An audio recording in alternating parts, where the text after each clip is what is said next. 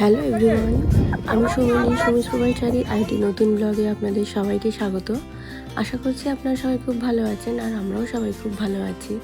আজকে সকালবেলায় ঘুম থেকে উঠে জানলাটা খুলতেই দেখি বাইরে বেশ রোদঝলমলে নীল আকাশ। আজকে সকালটা যেরকম দেখে ভালো লাগছে, আবার কিছু কথা ভেবে মনটা একটু খারাপও হয়ে গেছে। সেটা কী কারণে সেটা আপনাদের সাথে শেয়ার করব। আজকে নিয়ে প্রায় বছর দুয়েক হতে চললো আমরা এখানে আমার হাজব্যান্ডের কর্মসূত্রে এখানে রয়েছি। দেশ থেকে এতটা দূরে পরিবার ছেড়ে শুধুমাত্র স্বামী আর সন্তান এই দুটো মানুষের সাথে আজকে এতদিন এখানে অল্প অল্প করে সংসারটা, নতুন একটা সংসার এখানে সাজিয়ে তুলেছিলাম। আজকে সেই সংসারটা আবার গোছাতে হবে, গুছিয়ে আমাদের দেশে ফেরার পালা। হ্যাঁ বন্ধুরা, আমাদের যে কারণে এ দেশে আসা সে কাজটা শেষ হয়ে গেছে। অ্যাকচুয়ালি আমার হাজব্যান্ডের যে প্রজেক্টটা চলছিল সেটা কমপ্লিট, এবার আমাদের দেশে ফিরতে হবে।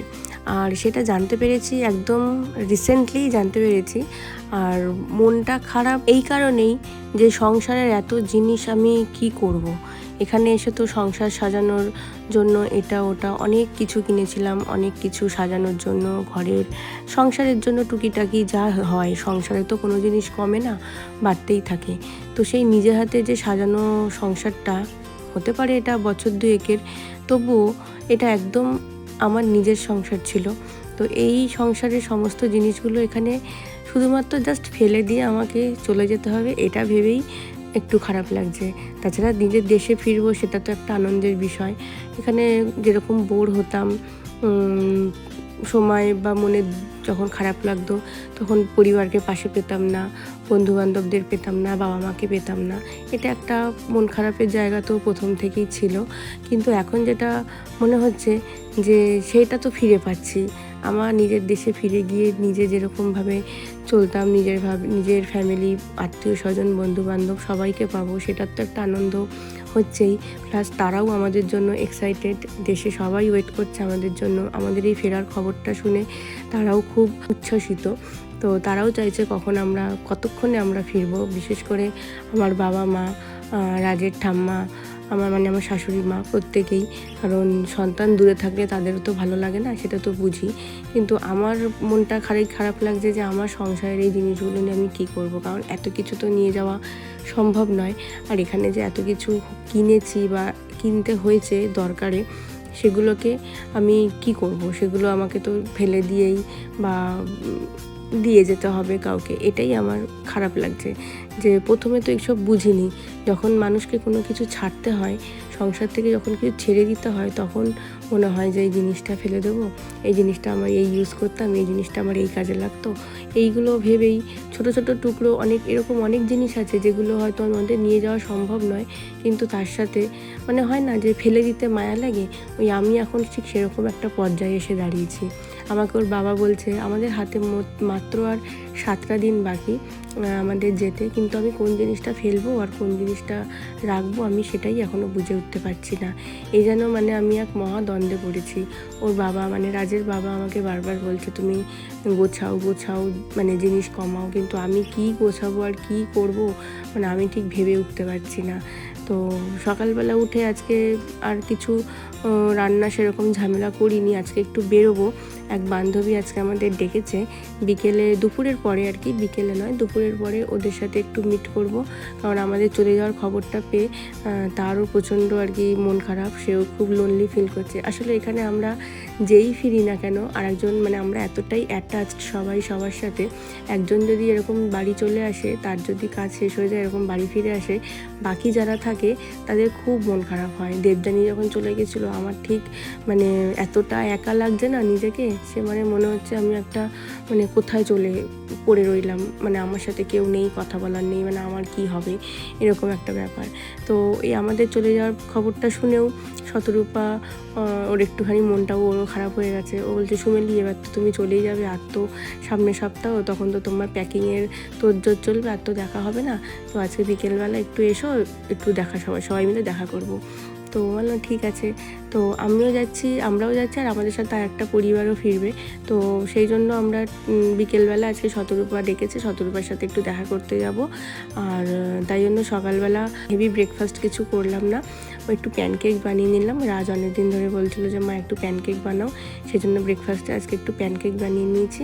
আর দুপুরে ভাত দিয়ে খাওয়ার জন্য একটু বেগুন পোড়া করেছি। আর প্রেশারে ভাত বসিয়ে দিয়েছি, ফ্রিজে ডাল আছে, একটু মাংসও হয়তো আছে, ওই দিয়ে দুপুরটা আজকে হয়ে যাবে। তারপরে বিকেলবেলা আমরা সবাই মিলে শতরূপার সাথে একটু দেখা করতে যাব। আর আমাদের সাথে যে দাদা বৌদিরা লন্ডন গিয়েছিলেন, ওনারাও ফিরছেন, মানে ওনাদেরও প্রজেক্ট শেষ, ওনারাও ফিরে আসছে ইন্ডিয়াতে। তো শতরূপার আরও বেশি মন খারাপ যে সুমিলি চলে যাচ্ছে তো যাচ্ছে, দাদারাও চলে যাচ্ছে।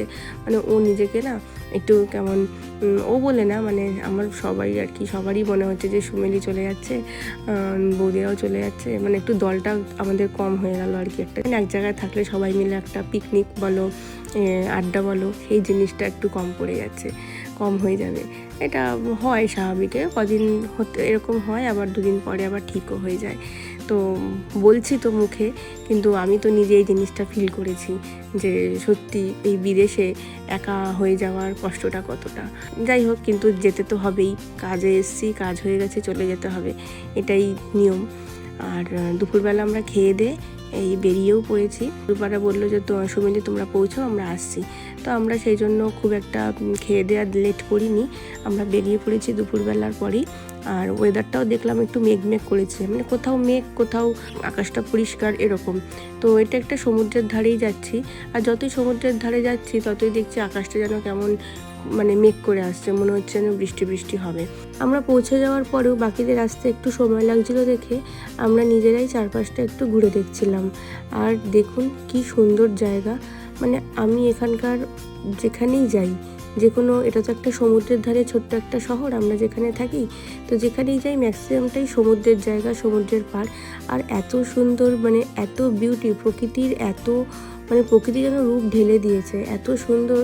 আর সব কিছু এত ওয়েল মেনটেন্ড, পরিষ্কার পরিচ্ছন্ন, এই সবটা যেন প্রকৃতিকে আরও বেশি সুন্দর করে তোলে। আমরা একটু বিচের মধ্যে নামবো বলে পাশের রাস্তাটা ধরে আসছি, আর আসতেই দেখি পাশে এই বড় একটা আইসক্রিমের দোকান, যেখানে ছিল 50টারও বেশি ফ্লেভারের আইসক্রিম। তো দেখে একটু খেতে ইচ্ছা হচ্ছিল, কিন্তু নিজের লোকটাকে সংবরণ করলাম, কারণ আমি খেলেই রাজ খেতে চাইবে। আর রাজের শরীরটা ভালো ছিল না, ওর বেশ ঠান্ডা লেগেছিল। আর রাজের বাবাও আমাকে বলল আর কদিন পরেই আমাদের ফিরতে হবে, সামনে অনেক গোছগাছ আছে, কাজ আছে। তো এখন যদি হঠাৎ করে শরীরটা খারাপ হয়ে যায় তখন খুব অসুবিধা হয়ে যাবে। আমিও ভেবে দেখলাম যে হ্যাঁ ঠিকই তো সেই জন্য আমরা আর ওই দিকটা না গিয়ে এই পাশে একটা পার্ক ছিল, ওই পার্কের ভেতর একটু ঢুকে দেখলাম। বাচ্চাদের এসে বেশ ভালো লাগবে।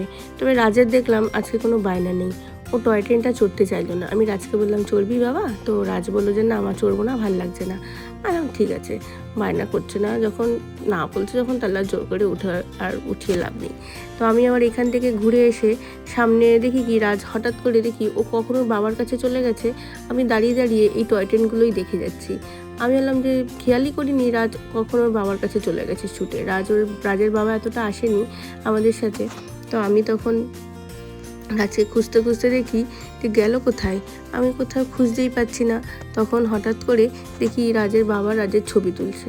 আমি বলতে যাচ্ছি রাজ কোথায়, আসলে পেছন থেকে না আমি রাজকে দেখতে পাইনি।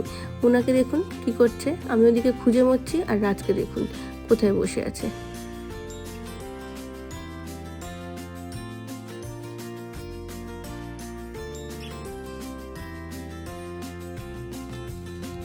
তারপর আমরা উপর থেকে নিচে চলে এলাম। এই বিচটার নাম হচ্ছে পোর্টকল বিচ। আর রাজ দেখি আজকাল সমুদ্রের ধারে গেলেই এই স্যান্ড নিয়ে খেলতে বসে যায়। আমি ভুল করলাম, আসার সময় ওই স্যান্ড ক্যাসেল বানানোর জন্য ওর একটা সেট ছিল, সেটা নিয়ে এলে বেশ ভালো হতো। নিজেই বালি নিয়ে খেলছে, আমি আর কিছু বলছি না, থাকুক, জামা কাপড় যা নোংরা হবে বাড়ি গিয়ে কেচে দেবো। আর দেখুন আমাকে বলছে মা একটা ছবি তুলে দেবে, ও মা তাকিয়ে দেখি নিজের নাম লিখে তার সামনে বসে আছে।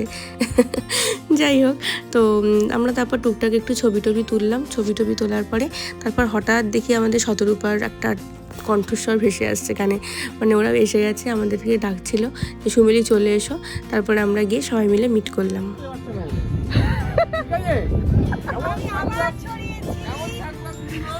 কি ছড়িয়েছো? কি? আমি এই বিদ্যার কথা বলিনি, আমি অন্য একটা বিদ দেখেছি, সেটা রাস্তার পাশে ছিল। এটা অন্য বিদ্যা।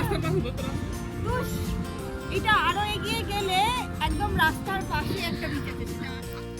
শতরূপা দেখি অনেক খাবার দাবার আমাদের জন্য বানিয়ে নিয়ে এসছে।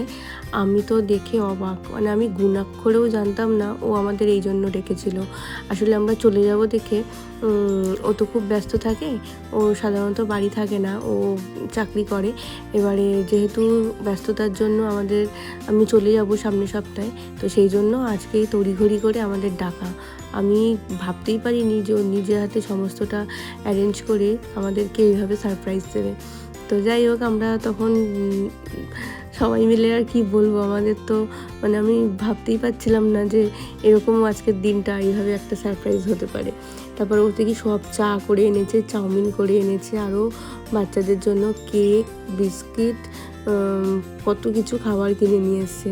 আমরা যাতে সবাই মিলে এভাবে এক জায়গা হয়ে একটু খাওয়া দাওয়া করবো।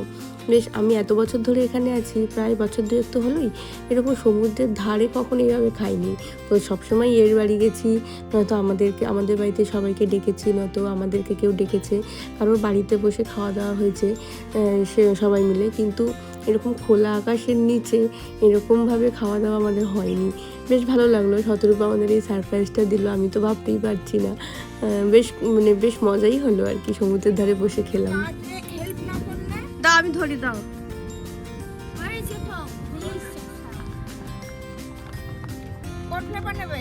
কোনটা নিবি রাজ? যে কোনো একটা দিলেই হবে।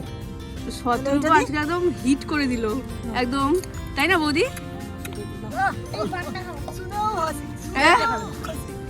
এটা খাবে না। কোনটা খাবে? এটা খাবে রাজ? এই রাজ এদিক সরে। রাজ এটা খাবে? এই যে নাও বাবা। দাদা এটা ধরো। না দাদা এখন পরে দিও। দাদা ধরো। আগে পরে দিও। এই কৃষ্ণ ধরো। এই মামাম, আরে তোর তো নামই ভুলে গেছি আমি।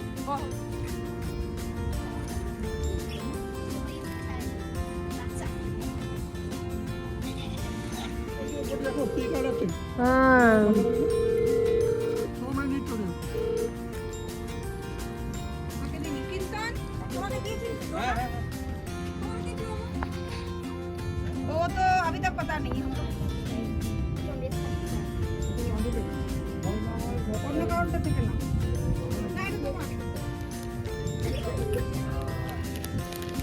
ব্যাস ব্যাস। শতরূপা এত খাবার এনেছিল, চা কফি থেকে শুরু করে কেক, ম্যাগি, ডোনাটস। তো এত কিছু খেয়ে আমাদের তো প্রায় মানে ডিনার করবো কিনা এখন জানি না, মানে প্রচণ্ডই পেটটা ভরে গেছে। আর খাওয়া দাওয়ার পরে আমরা এসেছিলাম এই পার্কের ভেতরে যে দোকানগুলো তখন বন্ধ ছিল, এখন খুলেছে। দেখলাম বেশ এই টেডির দোকানগুলো এত সুন্দর লাগছে। এগুলো কিন্তু মানে ওই লটারি খেললে পরে এই বিভিন্ন সাইজে যেরকম যে প্রাইস পাবে সেরকম সাইজ অনুযায়ী টেডিগুলো গিফট পাওয়া যায়। আমরা যদিও ট্রাই করিনি, তবে ফেরার সময় হঠাৎ মনে হলো বাচ্চাগুলোর জন্য একটু হাওয়াই মিঠাই নিয়ে যাই। তো এটা দেখে তো ওরা ভীষণ খুশি। তবে অতিরিক্ত মিষ্টির জন্য আমার খুব একটা ভালো লাগে না, কারণ আমি একদমই মিষ্টি খেতে পছন্দ করি না। ও বাবা,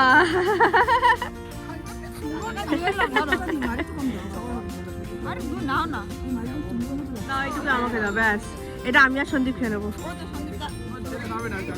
ছেলে খাবে না কেন? রাজ খাবি না কেন? আন্টি আবার তোর জন্যই কিনলো।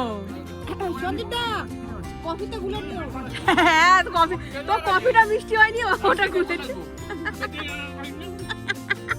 মিষ্টি বাবা রে, ওই জন্যই না, প্রচন্ড মিষ্টি। কফিটা ঢালো, একটু দিয়ে দিচ্ছি।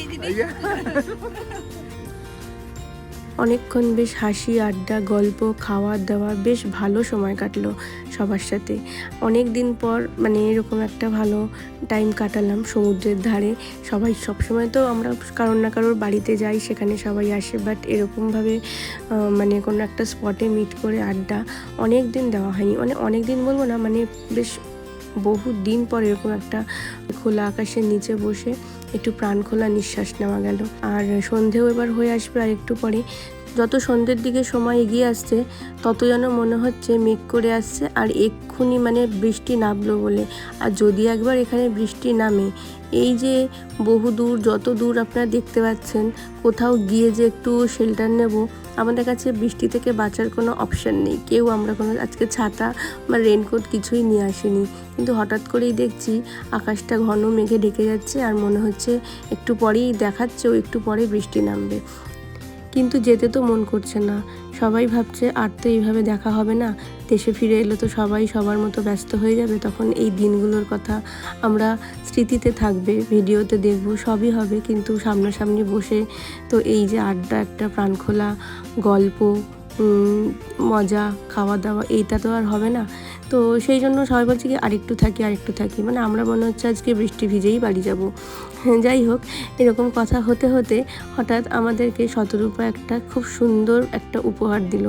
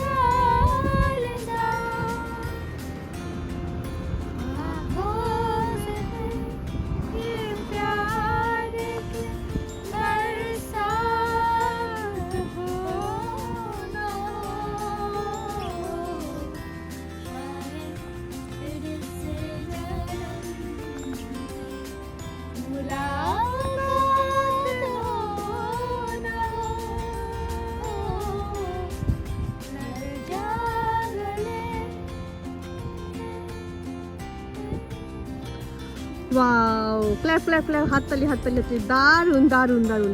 এরকম একটা পরিবেশে এরকম একটা গান জাস্ট জমে গেল।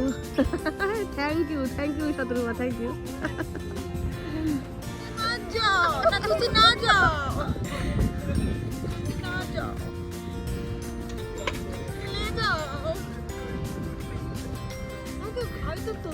না সত্যি এটা ঠিকই যে এটা হেভি আনন্দ পেয়েছি, চাও না আমারও যাওয়ার চান্স আছে। না তবে এটা ঠিক যে এখানে তো একটা মানে সেই যে সবার সাথে একটা বন্ডিং, একটা মানে হবে না, সময় তো পাবে না। ওখানে কি সবাই ব্যস্ত, হ্যাঁ এখানে যে একটা মানে ইয়ে সেটা চলে গেলে যে কেউ ওখানে মন খারাপ। ডাকবো কিন্তু রান্না আমি করবো না, আগে থেকে বলে দিচ্ছি, রান্না তোমাদের করতে হবে। ঠিক আছে ঠিক আছে, তুমি বাসন মাজো, আমি রান্না করে দেবো। আবার বিরিয়ানি আচ্ছা ঠিক আছে, সে হবে। কলকাতায় বিরিয়ানির পার্টিতে কেউ এইটা তো হবে। এখন তোমরা কবে যাবে সেইটাই কথা, সেটাই তাই না? কথা, হ্যাঁ আর গেলে তো আর চট করে ইয়ে হয় না। হ্যাঁ। একদিকে সবাই মিলে দেখা করার আনন্দ, আর একদিকে কেউ চলে গেলে সেই ছেড়ে চলে যাওয়ার যে দুঃখটা, সেটাও আজকে কি বলবো বুঝতে পারছি। ওদেরও খারাপ লাগছে, আমারও খারাপ লাগছে যে এইভাবে হয়তো আর দেখা হবে না। আর ইন্ডিয়া ফিরে কে কার সাথে কখন দেখা করবে সেটা তো পরের কথা, কিন্তু এইখানকার এই যে স্মৃতিগুলো, এই আনন্দগুলো, ছোট ছোট টুকরো, ছোট ছোট স্মৃতি, এগুলোই আমাদের জীবনে বেশ সারা জীবন স্মৃতি হয়ে থেকে যায়। যখন আমাদের বয়স হয়ে যাবে, যখন আমরা বুড়ি হয়ে যাব, তখন একটা সময় গিয়ে যখন এই দিনগুলোর কথা চিন্তা করব, তখন ভেবেই বেশ ভালো লাগবে। ঠিক আছে, তাহলে চলুন, আজকে দিনটা তো আমাদের এইভাবে কেটে গেল। আপনাদের কেমন লাগলো এই ব্লগটা অবশ্যই জানাবেন, যদি ভালো লাগে একটা লাইক করে দেবেন। দেখা হচ্ছে নেক্সট একটি ব্লগে খুব তাড়াতাড়ি। ততক্ষণে সবাই ভালো থাকবেন, সুস্থ থাকবেন, আর সবাইকে খুব ভালো রাখবেন। সবাইকে টাটা।